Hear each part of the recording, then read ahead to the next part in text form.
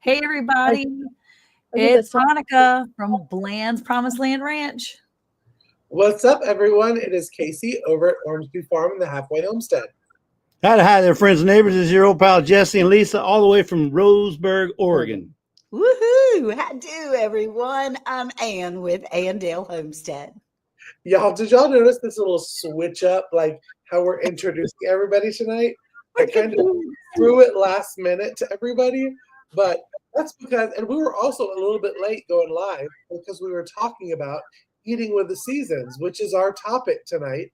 Our podcast came out yesterday. We're talking about spring and summer, eating with the seasons, and what you eat, what's growing in the garden. But before we talk about that, Miss Ann, would you do us the honors of please saying hello to everybody in the chat? Oh my gracious, that would be wonderful. Hey, Ann, Phil back. So excited for this. I look forward to it every week. And Jesse and Lisa, hey, everybody.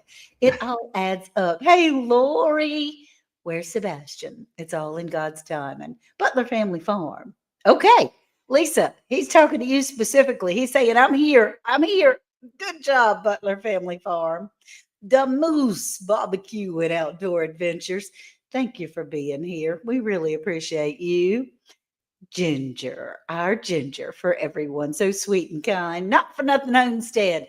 Our Ginger is here. And then we have Xander, Dark Lord Minute. He's listening in. That man has so many people in his house, he can't do anything but wear earbuds and listen because it's crazy town in his home. Hey, Tamara. I'm so glad you're Ellen L. Homestead. See, she's gotten a channel name on there now, and I love that. Hey, y'all. Hey, that's good. And then Serena, our cousins, she says, hi. Hi, cousin. Hi, Serena. But Serena can't really hear all that well, so she reads our lips. So we try to speak very clearly. Melinda, thank you for coming in.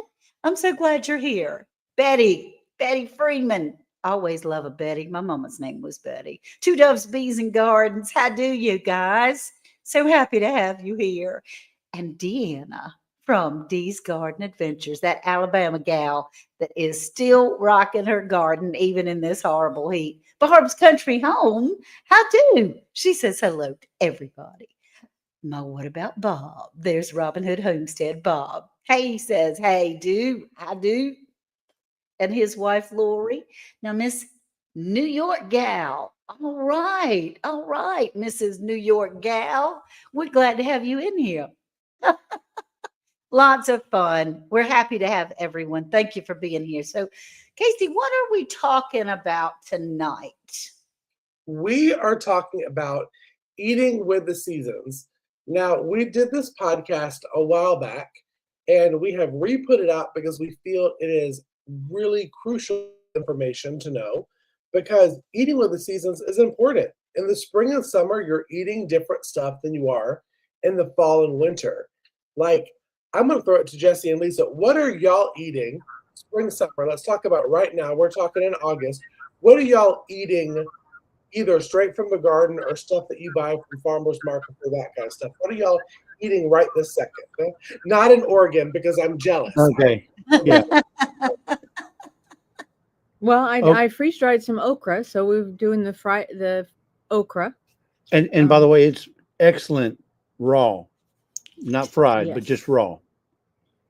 And some tomatoes. You know, I put tomatoes in the freezer. Now, of course, they're not up here, but back in Houston, I have them in the freezer, and I'm going to try and make some sauce out of them. Ooh, yummy. Yeah. But the okra is a big deal because they're good when you chop them up and put it in a salad. Fresh okra is really, really, it's like eating cucumber. I mean, it really is. No. Is it furry? Is it furry? No. Furry? No. Don't eat them whole. Don't eat them whole. You just slice them like you do pickles, or you slice them. When you slice them, the fur magically disappears. And the slime. No, you don't even notice it. It's not even it's not slimy either because you're not cooking it. Okay. Monica are not okra. It doesn't get slimy till you cook it. So no, I don't know, because I have a friend, a beautiful, beautiful neighbor of mine, and she was so sweet, and she gave me a jar of pickles. And in the pickles, it was like pickled cucumbers, pickled peppers, pickled onions. I was like so proud of myself. I was like picking out little mini pearl onions. I was feeling fancy, Casey. I was like, excuse me. And I was eating the pickles. And when I pulled stuff out, it had this like clear, almost snot attached to it. I was like, what is this? Why is this juicy snot stuff on here? And I was kind of just like flicking it off like that slime from Slimer and Ghostbusters, you know, when he's like, so I realized there was okra in there that was pickled. And There's that the okra slime. that was pickled made the whole thing like the slime from Slimer. So I was trying not to show my kids as I was pulling it out, and it looked like snot strands. And my kids were like, "What's that?" And I was like, "Just ignore it. It tastes yummy." I didn't eat the okra yet. Well, though. we challenge everybody to try it raw. You'll love it. Yeah, Okay. I think raw is better than canned Than or canned or pickled. pickled. Yes. I You're may talking about try okra. raw okra, but I Raw don't okra. know. Well, I've Especially, got some. they say if it gets longer than your finger, it starts to get woody. But just, that's about the perfect length of an okra to chop it up and Okay. put it in your salad, or you can just eat like a carrot. I will Right? tell you, I do like okra chips. Like, they dehydrate or freeze dry Mhm. whatever. Yeah, me too. The okra ones. I do enjoy those because the Mhm. slime one. But so Yeah. you're saying that if you don't cook it, just fresh off the snapping it Right. off. Yep. And she also freeze dries it with tahini, puts a little seasoning on it, and it's like, it's really good. Okay, I Okay, might that be would be doing good and that. crunchy. That would be crunchy. I can do Mhm. crunchy okra. I Yeah. just bought a bag of okra at the farmer's market this past Saturday because Worth loves okra. And I don't care for okra, but that is something that he can eat. Although we're trying to figure out a way, because the only way I can eat it is fried like rocks and with breading, and he's not eating the breading part. So We'll have to bring you some. We'll have to bring you some on the boat, Miss Ann, so you can try some. that would be great. That would be great. There you go. Yeah. So, well, what I see currently at our local farmers market are peaches and cantaloupes and watermelons. The cucumbers are just about gone, but there's some figs and things like that. So it's mostly the later summer fruit. What are y'all doing? Hey, Paul Case Farms. I really enjoy his Bible studies that he has with his group at church. Now, for spring and summer stuff right now, are y'all getting now? Lisa and Jesse, y'all don't have chickens, right? Because y'all travel so much, and I'm so No, we jealous. don't have chickens. But right now, like Anne, Monica, are you getting like so many eggs that you don't even know what to do with? Well, we have 4 chickens. So we're getting 4 eggs most of the time. Sometimes it's 3, 2, 1, but Worth right now is eating 3 or 4 eggs every morning. So we're keeping up with our egg centric Production. Yeah. production. Yeah. How about you, Monica? My dog Titus, he is bulking up, and we couldn't figure out why he's getting so daggone fat when everybody else is losing weight because it's so hot here. It's because he knows where the secret spot is that all my chickens are laying. I think my chickens are laying under the deck where he like lives in the daytime. And this dude has bulked up. And I called him the other day. We were going for a walk. He come walking out with a fresh egg in his mouth. He just dropped it down. It was intact, and I was like, okay, you can have it. It's already gross now. Yeah. But yeah, they are laying, Casey. I just can't find all where they're laying. But I did notice my son's little tiny bantams, his little bantam chickens, they're laying like crazy. The little teeny tiny eggs. Oh, yeah. But they're laying every day like clockwork. They're great egg layers. The bantams are really good. I have my chickens in their little run, so I know where their eggs are. Yeah. I'm getting, what do I have? I have 15 and then 6. So I have like 21 hens. I'm getting like 17 eggs a day. And I'm Oh my gosh. Oh my gosh. 17 eggs a day. I honestly don't know what to do. I'm going to start sending them to Jesse and Lisa. I'm just going to be like, hey, I don't know if they're going to last in the mail, but you may get a random 12-pack of eggs because you can only water glass so many. You can only freeze Well- dry, but you can only do so many with your eggs and freeze and all that stuff to Yeah. where you're Deanna, for eggs. hey, Deanna's in Alabama. She said, "Send me some eggs. I'll be doing it." So yeah, Um, so Oh, the sorry. thing about the eggs, we don't have any chickens, but when we do get eggs from a nearby farm, we Lisa can freeze dry in hers and this the medium sized freeze dry. We have 12. One I dozen mean, one in dozen, each tray. 12 eggs in each tray, or 1 dozen in each tray. Nice. That's and- an easy number to remember. And that yeah. yes, he's number and they'll last you 30 years if you pack them right. Right. So we got freeze dried eggs for days. That's Well, great. I wish they would send me and Ann and Monica a freeze dryer. We keep telling, what is it, Blue? Harvest. Oh, Well, you're talking about the new it's one. the newer one. Blue yeah. Alpine, I think. Blue, we're down for the get down. We are down for the get down. Go. We could try. I Yeah, want to try harvest. whatever. That's right. James, I have tried. The area where I live is very bougie, and you can try to sell eggs, but they prefer buying it in Costco. Oh, to- goodness. Okay. So I'm still hearing a little teeny bit of an echo. If maybe we can be careful, make sure we don't have anything open but StreamYard, because that echo thing is attaching itself. So as far as like the podcast that released yesterday, one thing that you all talked about that I was actually in that podcast, which is cool. But one thing that we talked about was the fact that when plants are in season, like tomatoes or cucumbers or green beans, when they're growing in their prime season, they have more nutrients when it's their time. That was amazing to me. and more flavor, I think. Paul Case says the echo is not me. The echo is not me. The echo is not me. The echo is not me. But I found, well, we talked about this book on the podcast, and I wanted to show it to everyone.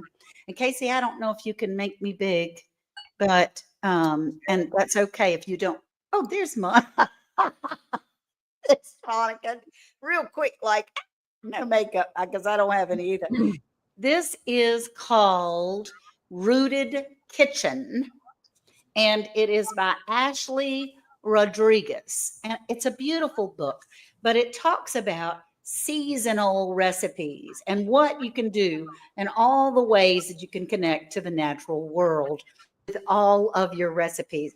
The book is filled with beautiful pictures of all the different recipes and things that you can have. So just so you know, if you're out of ideas of what you're eating lunch in the garden, cool. That's cucumbers, peppers, butter beans, and tomatoes. That's awesome. My garden is toast. But yeah. So give this a look. Just take a look, see, and it's called The Rooted Kitchen, and gives you all sorts of ideas of how to eat in season, which sounds like fun. And Now, Monica, Ann, you learned about that book from Sandy from the Mhm. podcast, right? I did. And when we were on that podcast filming it, I was quickly on my phone on Amazon ordering it.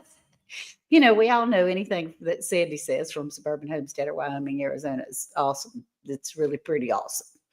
And she's a book girl. I But need to Monica, get her because she's the one that talks us all into getting the books. Yes. that's right. Reading That's- get this book, and we're all like, okay, on the side. Yep. door. Yep.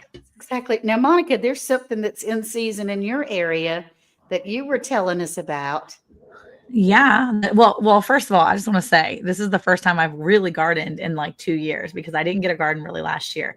And my tomatoes have literally done nothing but just grow. They finally started coming with these beautiful green, beautiful fruits, and I keep waiting for them to turn. And my 9-year-old said to me yesterday, "Mom, I see it. They're red and pink in the garden." And so when I went out this morning to school, I like peeked towards the garden, and there they were, 4 beautiful, like not like little tiny, like scraggly, like tomatoes that are just barely there, like gorgeous, like full. I'm gonna slice it and I'm gonna put it on a Awesome. sandwich tomato. Oh my gosh, I cannot wait. So we're gonna go grab those tomorrow. But I've been using shade cloth. I'm telling you, y'all, if you are in the hundreds and the high 90s and stuff like we are right now, it was like 104 on my thermometer when I got in today. And shade cloth has really saved my garden this year. Really, truly. We put it up 2 months ago, but it has really helped. And I think that's why I'm getting the fruit. Now, I was blessed today. There was a gentleman that said that there was a box that something came off of this truck and that truck, and it didn't make its way to the grocery store. But this gentleman had a bunch of corn. And so I'm gonna count it, but I probably have like 800 ears of corn, maybe even 1,000 ears of corn in my house. And right I'm big time jealous because I'll go to Chili's, order the ribs, and have 2 sides of corn plus her side of corn. I love corn too. I really do. But I need help, guys. Like, first of all, Eric had to record himself. I told him, I said, hey, by the way, I spent $20 today on some corn. I said, I know we're trying to save money. And we're really being frugal, and he was like, babe. And I was like, just wait until you come home and see. Hi, Christine. I was like, wait until you come home and see. It was a really good deal. And so he recorded himself coming in. So stay tuned for that short on my channel because he was surprised. I don't know if he was pleasantly surprised, but I have so much corn in my my dining room and kitchen area. It is unreal. So what do you do with corn? How are you preserving your corn? You guys talked about it a little bit. Help me figure out what to do with it. Right. I can dehydrate it. I can freeze it. Or you can eat it. Yeah. Well, you I can't definitely eat 1,000 ears of corn and still be sitting upright. That's for sure. but- Yeah. So one of the things we would recommend Corn salsa? do what? Black bean corn salsa. Have you ever tried that before? No. Do you have a recipe for me? I do. It's in the Ball Book of Home Preserving. It is actually really delicious. It's like a tomato salsa. You add black bean and canned corn. And you have to pressure can it. It's different from, water bath canning salsa. But it's really good. And you could add it into like a chicken recipe. That's one thing that is black bean corn salsa. Okay, I'm writing that down. Okay, so wait, Ginger said cut off the cob and freeze it in baggies to make cream corn. That's a good idea. I like cream corn. Yeah, I like cream corn too. And I've heard plus or minuses about canning corn because some people say when you can it, it takes a lot of the flavor out or a lot of the sugar, the sweetness out of it.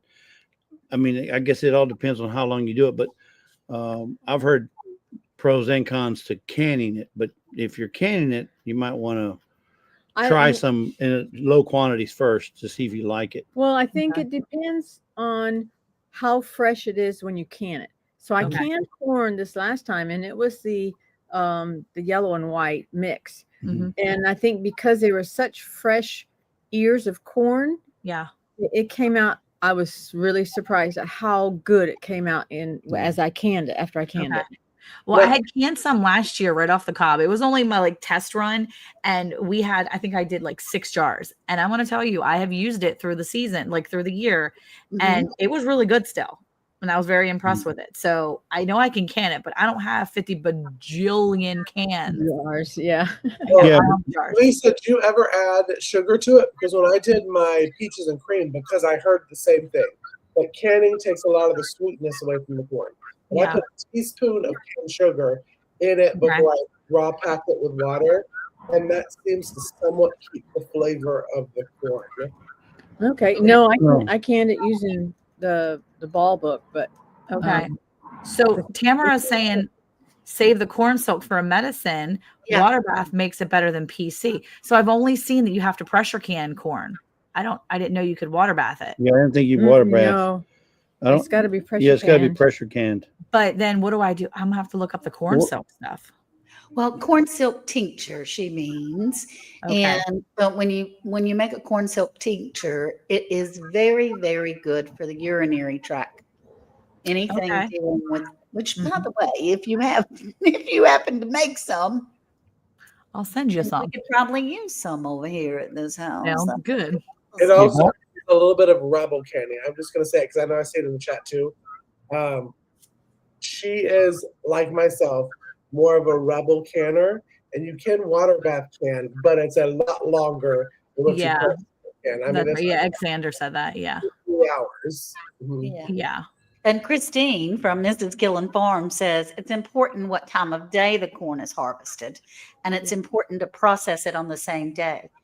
Well, you got 1,000 ears of corn. I'm actually going to count each one too, so that I can give a total on how many we did, because Yeah. I'm really interested.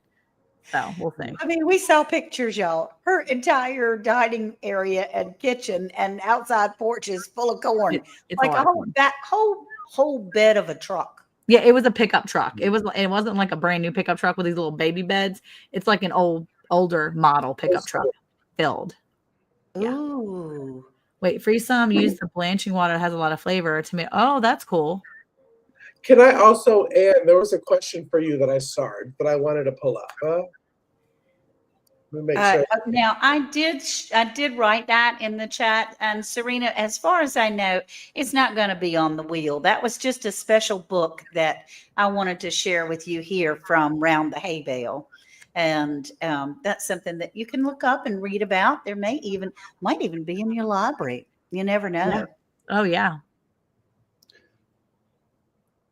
You can water bath everything. Pressure canning scorches Yeah. the natural sugars in the corn. Yeah, because from what I was looking at, it's going to take 55 minutes for pints and 85 minutes for quarts. And with my family size, quarts are the way to go for me, because not to mention for storage wise and the amount of corn that I have, I'm looking at canning up several quarts. I'll probably do a case at least just to get that down out of the way. But I know I have 2 pressure canners. My third one is at my sister's house, but I've got 2 pressure canners, so I can do at least 8 jars at a time.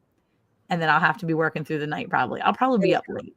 How much freezer space do you have, Monica? Not a lot of freezer space, because the day we left for my mom's house 3 weeks ago, this is the video. But the day we were leaving that morning at 9 a.m., we went to go to get meat to take to my mom's for the trip, because we always take her a bunch of meat, and our freezer had died.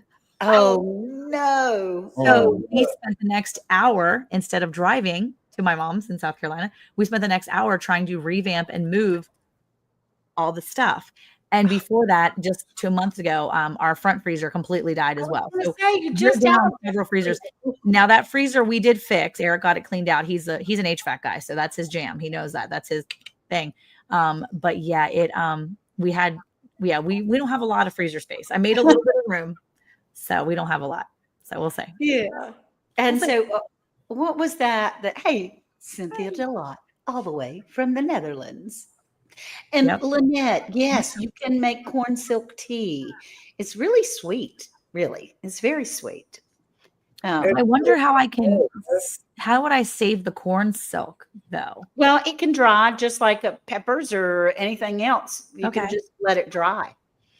People dehydrate it.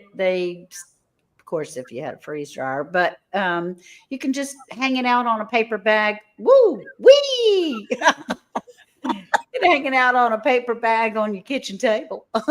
Okay. I got to get the corn off my kitchen table first, and then I will be on the kitchen table. Monica, do some corn cob jelly. It's really good. It sounds nasty. Yes. It sounds nasty. So you No. save corn cobs, and you're gonna put it in some water, just like you're doing your fruits, and you bring it to a boil, and that water is what you add the sugar and the. I did my corn cobs, I think, for like an hour and a half. Lisa, is it a little bit longer than that? I couldn't tell you because I don't remember. I've only done it one time, and it was last summer. But it's so good. It was good. Yeah, but it was really good. Okay, well, It was as good. Jesse, I love you guys. I love you and Lisa, and you're saying it's really good, but you also said that okra was really good. So I said okra was nasty, and I'm saying the corn cob jelly was good. okay, maybe I'll agree with Jesse and Lisa this time. Then I'll let them get. This is a pass on that one. Since Casey, You obviously don't know me very well, Monica, because I may not always be right, but I'm never wrong. I'm still gonna have to give the fuzzy okra a try, but only in slices because I don't know if I can do more than that. Right. Okay, so I got the jelly. I'm gonna try the jelly too. I'm gonna be a busy, busy beaver. I mean, You there's a hint. got corn that's coming off. Casey, what do you think of? Is there anything that we haven't mentioned as far as a seasonal eating right now? Well, I know for the beginning of summer for me was zucchini and yellow squash. Like any Yeah. next squash, I mean that's the veggie I have probably 90% of my dinners because that's all you get. When I was at the farm, we were getting 600 pounds of zucchini squash, and you just either have to eat it or freeze it because it's not good canned. We don't have a freeze dryer. Yeah.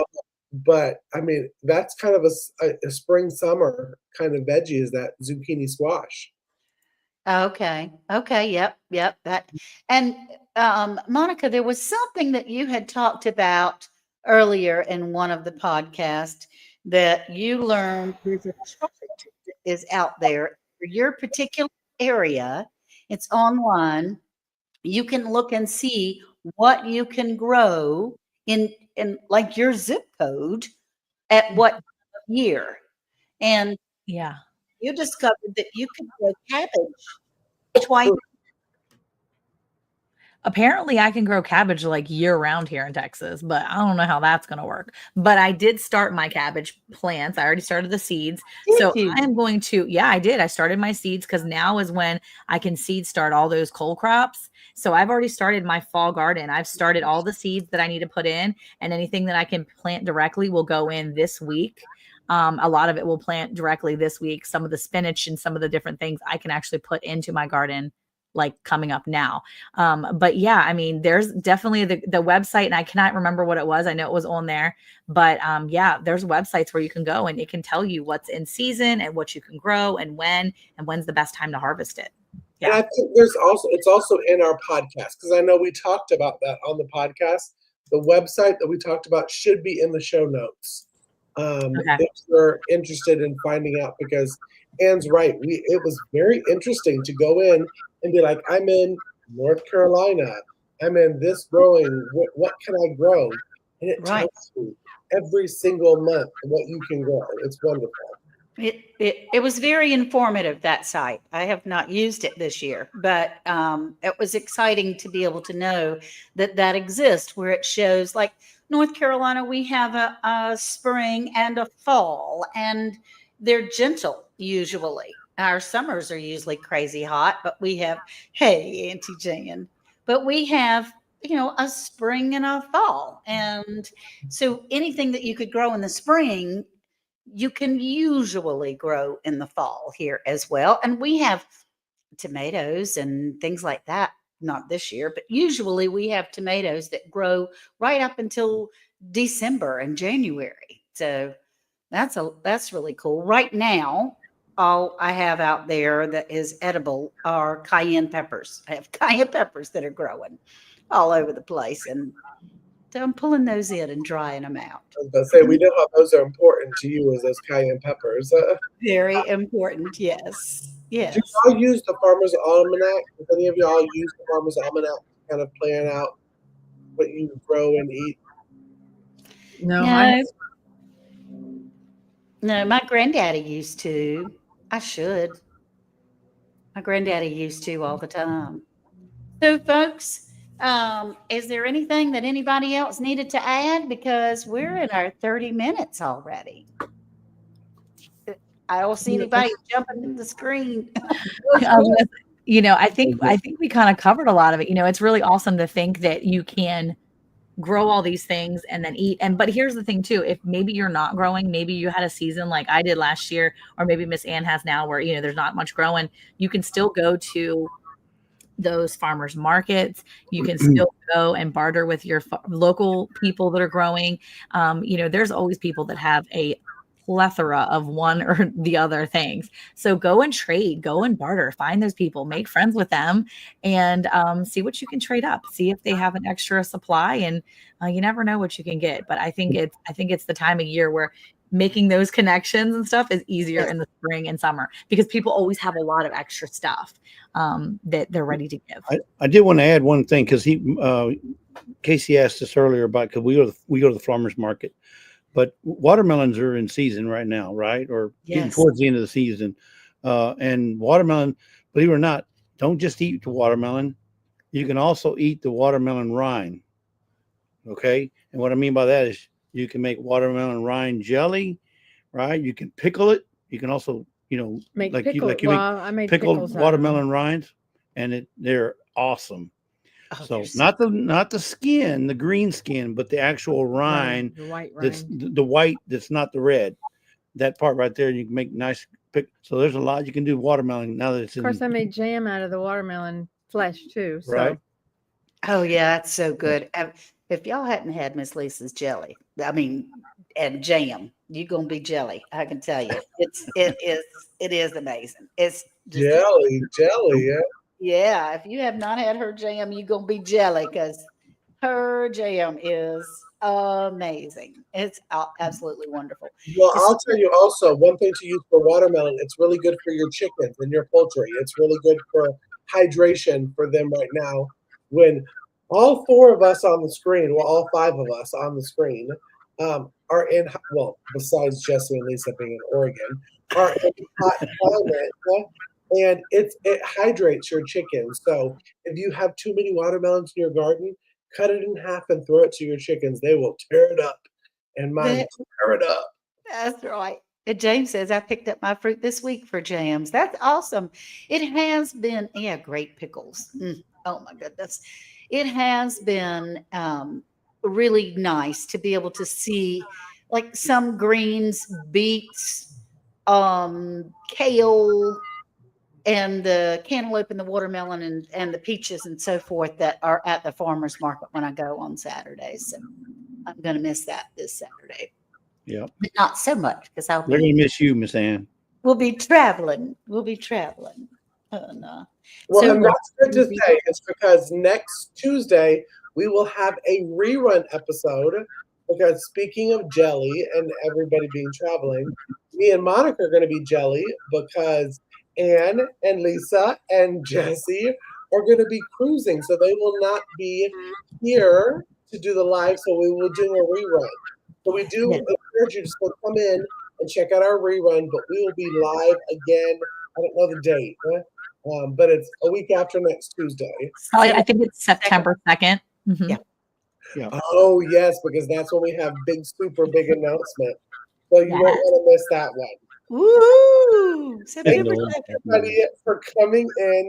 Thank Thank you you. again to Jesse and Lisa for taking time out of their Oregon trip to sit down and talk about eating with the seasons. We really do appreciate them. Ooh, and I hear that you were talking about. I guess it's good to have it in the last couple of minutes of the podcast. Yeah, it's a lot. Oh, Monica was saying it's Jesse and Lisa. She's calling you out.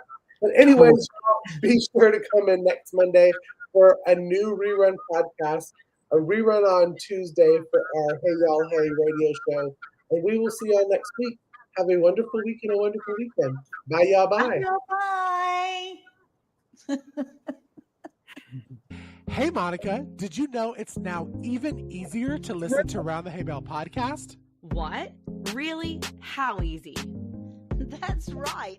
All you have to do is say, Alexa, play Round the Hay Bale podcast. Playing Round the Hay Bale podcast on Apple Music. Ooh, we're really fancy now. Tune in to Round the Hay Bale every Monday at 9 a.m. Central Time.